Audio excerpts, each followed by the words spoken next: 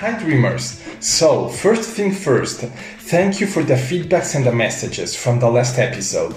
There's nothing more rewarding than knowing that this Instagram series is inspiring you to follow your dreams and open your ideas. Some of you asked me to talk more about what openidea.biz is and how it may help your ideas succeed.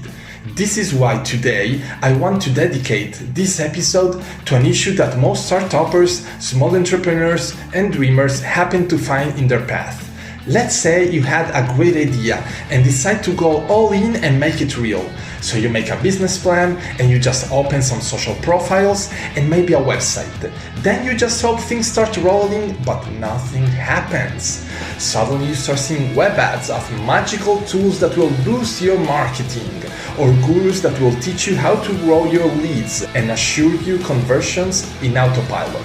But you just end up throwing away your money. So you start questioning yourself. Is there something wrong with your idea? Is your plan not good enough? You feel you are missing something, but don't really know what. It's time to kick off this new episode of Keep It Open. We will talk about communication.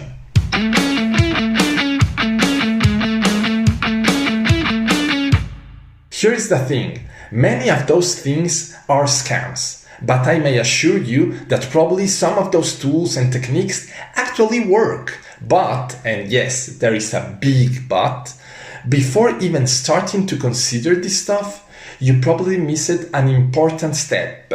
What you need to understand is that maybe all this stuff may work, but there's almost no chance that happens if you and your team don't do some communication homeworks before. What am I talking about? A tool or a technique is nothing without a strategy, but if possible, it's even worse when it has no authenticity. I know, it sounds crazy, but people feel when your marketing and communication is not aligned to your identity and values. So, here is the deal. I don't have magic marketing solutions. I'm not going to give you the unknown formula to get unlimited leads or explain you the perfect funnel to land your first million. What I will do is help you understand the gap you need to fill after finishing your business plan but before starting your growth strategy. As I told you last episode, I think success is the art of making things happen. And this is what openidea.biz is all about, supporting you in making your idea happen.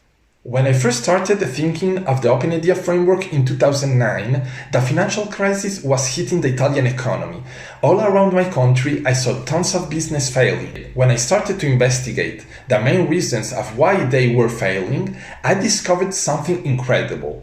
Let me explain. Many of these businesses were used to sell to other businesses. Usually they had 2 to 5 companies that they had done deals with during the years. But when the crisis started, they found out in a hard way that their usual market was destroyed.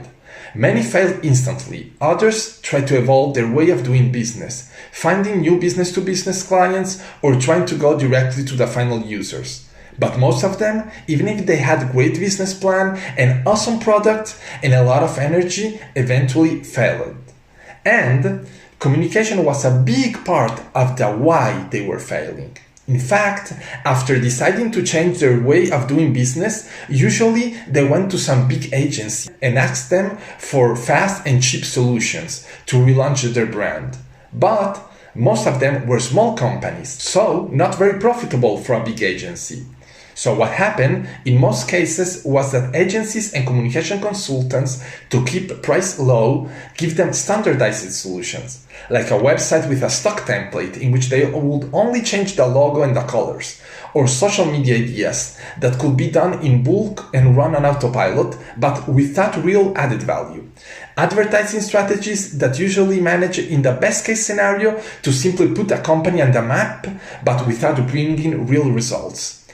Long story short, the issue with all of this was that most of these companies didn't have an internal communication office or manager, nor they have developed a communication culture in their team. So, their communication, even if it was technically beautiful and polished, didn't really manage to connect with their ideal audience. So, maybe they managed to survive for a while, but as soon as money ended, they just failed badly.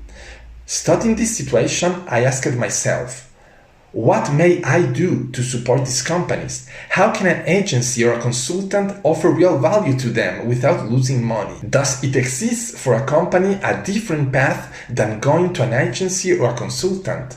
Would things go better for them if they had an internal communication manager or at least a strong communication awareness and culture?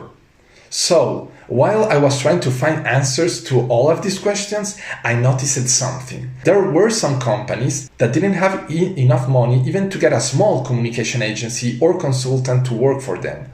Some of these companies just got creative. Their founders and CEOs started opening social channels, finding free or cheap ways to build a website by themselves, reading communication books and following online courses. Of course, they made a ton of errors. Of course, their site looked like they were made by a child. And yes, their social content was really raw. But all of this made them authentic. And this united to their really great products and services that solved real problems or in some way made their users' life better, just got them to grow. Clearly, not all of them became like super rich, but they managed to get enough clients to survive, to keep their business running, and each day they got better in managing their communication.